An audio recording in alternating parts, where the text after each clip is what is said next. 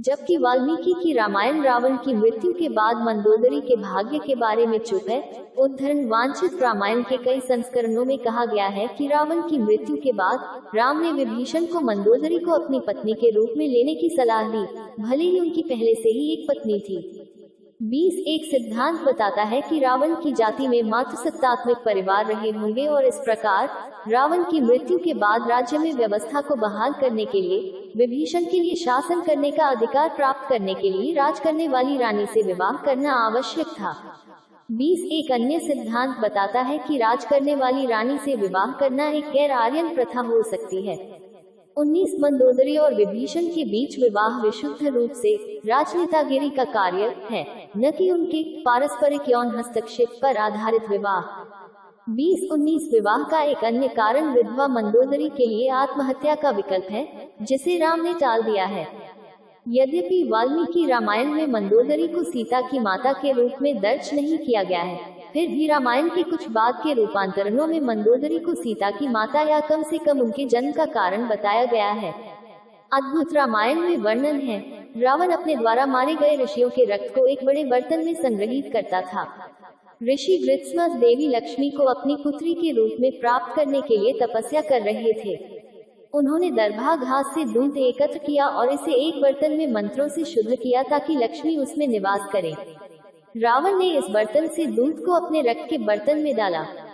रावण के बुरे कर्मों को देखकर मंदोदरी निराश हो जाती है, इसलिए वह रक्त पीने की सामग्री को पीकर आत्महत्या करने का फैसला करती है, जिसे जहर से भी अधिक जहरीला बताया जाता है।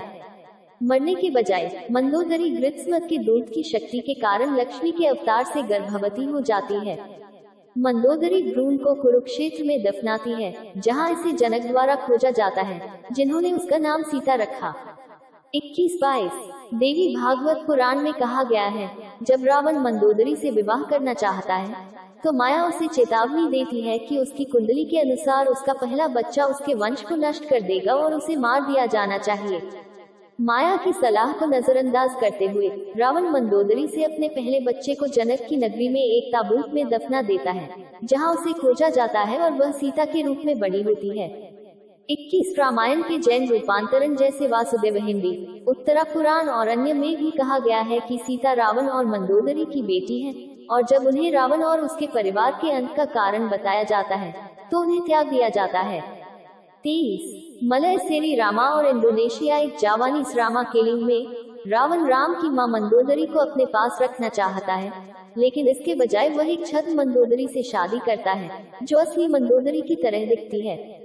राम के पिता का इस छद्म मंदोदरी के साथ मिलन होता है, जिसके परिणाम स्वरूप सीता का जन्म होता है, जो नामात्र रावण की बेटी है। 24 आनंद रामायण के अनुसार राजा पद्माक्ष की एक बेटी थी जिसका नाम पद्मा था, जो देवी लक्ष्मी का अवतार थी। जब उसका विवाह तय होता है, तो राक्षस राजा को मार देते हैं। दुखी पद्मा आग में कूद जाती है। रावण उसके शरीर को खोजता है, जो आग में 5 रत्नों में बदल गया था, और उसे एक डिब्बे में बंद करके लंका ले जाता है।